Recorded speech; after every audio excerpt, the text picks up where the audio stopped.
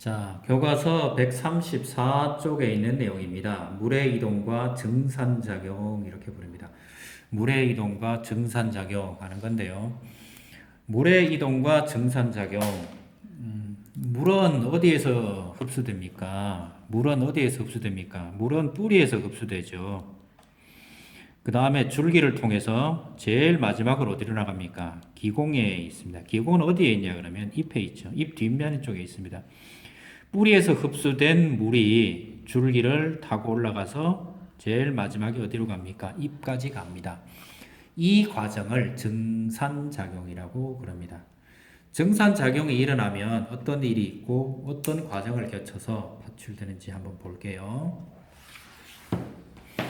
증산작용은 뿌리에서 흡수된 물이 잎의 기공을 통해 공기 중으로 방출되는 현상을 증산작용이라고 그럽니다. 그리고 우리 교과서에는 갑자기 물관, 체관 얘기가 나왔습니다.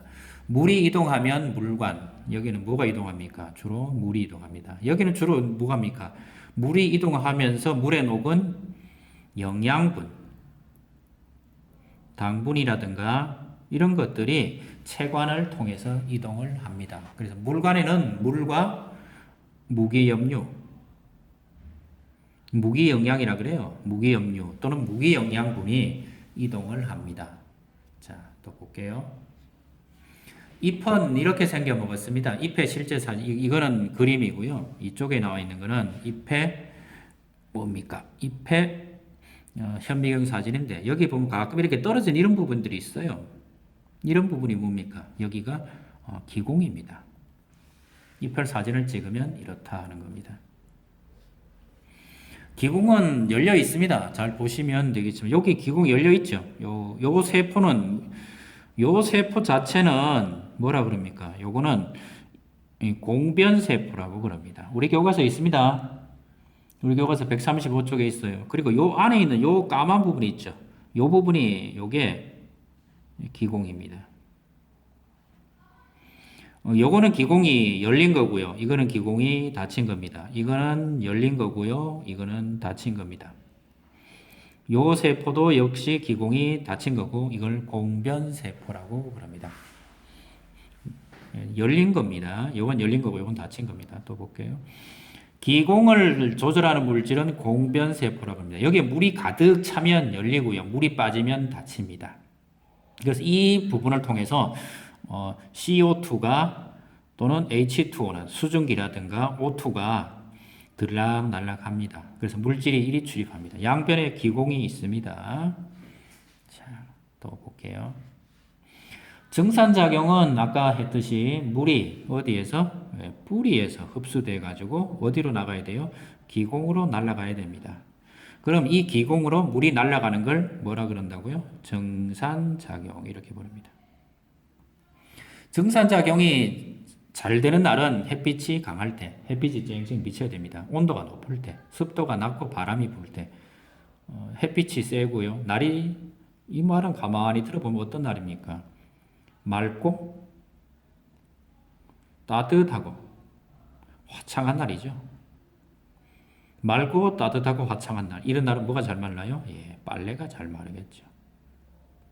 그래서 빨래가 잘 마를 때 증산작용이 활발합니다. 증산작용이 하면 물질이 이동할 수 있고요. 이게 1등입니다. 1등. 증산작용 왜 합니까? 물질 이동시키려고 하는 겁니다. 두 번째, 식물은 체온 조절합니다. 체온 조절할 때 사람은 뭘 흘립니까? 땀을 흘리죠. 사람의 땀은 혈액 속에 있는 걸 땀으로 내보내는 거죠. 그러면서 땀이 증발하면서 열을 가지고 가니까 체온이 이렇게 떨어지는 거잖아요. 그래서 식물도 똑같이 합니다. 식물도 증산작용으로 체온을 조절합니다. 그래서 다시 정리하면 증산작용은 물질 이동에 힘이 됩니다. 물질을 사람은 심장이라든가 동물은 심장이 있어서 혈액을 순환시킵니다. 하지만 동물은 그렇게 순환을 시키지만 식물은 순환시킬 힘이 방법이 없잖아요. 그러려면 증산작용으로 물을 이동시키면서 그 물을 이동시키는 그걸 가지고 물질을 이동시킵니다. 체온 조절의 수단이 됩니다. 사람이 땀 흘리는 것과 같습니다. 그래서 증산작용을 하면 이 두 개가 조절이 됩니다. 기억해 놓으시고. 뿌리에서 물이 흡수한 것보다가 정사작용이 커지면 어떻게 됩니까? 잎이 시들시들해집니다. 이거는 한여름, 아주 뜨거운 여름 나뭇잎파리 생각하시면 됩니다. 시들시들해집니다. 낮에 한참 뜨거울 때. 그거 생각하시면 됩니다. 정산작용은 기공을 통하여 물을 방출하는 걸 정산작용이고요. 기공을 통하여 광합성에 필요한 물질을 받아들인다. 예. 기공을 통해 정산작용을 해야 됩니다. 반드시. 그리고 광합성을 하려면 반드시 정산작용을 해야 됩니다. 왜? 그리로 뭘 받아들여야 돼요? 이산화탄소를 받아들여야 됩니다. 광합성을 만들지 물질을 이동시켜야 됩니다. 주로 이건 밤에 하는데 밤에도 정산작용이 굉장히 활발합니다. 이건 언제 하는 겁니까? 낮에 하는 겁니다. 그럼 정산작용은 언제 합니까? 밤낮으로 다 합니다. 차이가 있을지 모르지만 밤낮으로 다 합니다. 그래서 정산작용은 뭐라 그럽니까? 이걸 뭐라 그럽니까? 가장 중요한 건 물질 이동의 뭐라 불러요? 원동력이라고 그럽니다. 물질을 이동시키려면 반드시 정산작용을 해야 됩니다. 기억하시고요.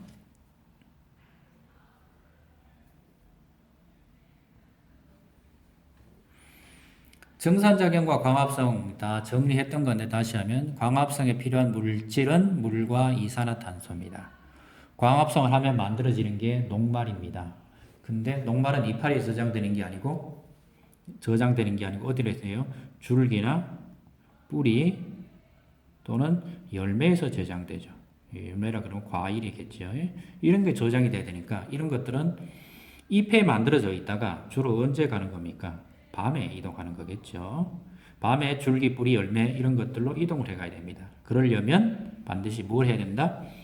정산작용을 해야 됩니다. 물질을 받아들이는데도 뭘 해야 된다고요? 정산작용을 해야 됩니다. 그래서 광합성이 활발하면 정산작용도 잘 하는 겁니다. 그래서 광합성이 잘 되려면 정산작용도 어떻다? 예, 잘 되는 겁니다. 자, 또 다음 볼게요. 넓은 잎이 정산작용을 잘합니다. 넓은 잎이 광합성도 잘합니다. 넓은 잎이 정산작용을 잘합니다. 넓은 잎이 광합성을 잘합니다. 생각 잘 해보시고요. 그러니까 활엽수, 침엽수 중에 누가 정산작용 잘합니까? 활엽수. 잎이 좁은 거, 넓은 거? 넓은 거. 이렇게 생각하시면 됩니다. 선인장의 잎이 가시로 덮인 이유는 무엇입니까? 선인장은 가시가 잎입니다. 이건 뭐랍니까? 선인장은 비가 아주 작게 옵니다. 아주 조금 옵니다.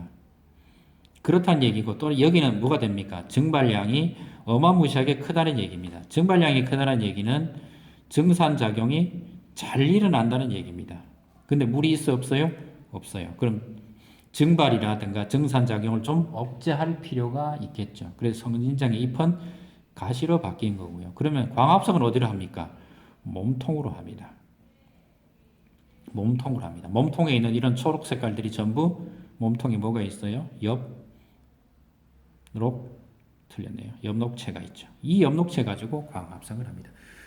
만약에 여기에 다른 이파리가 널찍한 게 있으면 어떻게 됩니까? 말라 죽겠죠.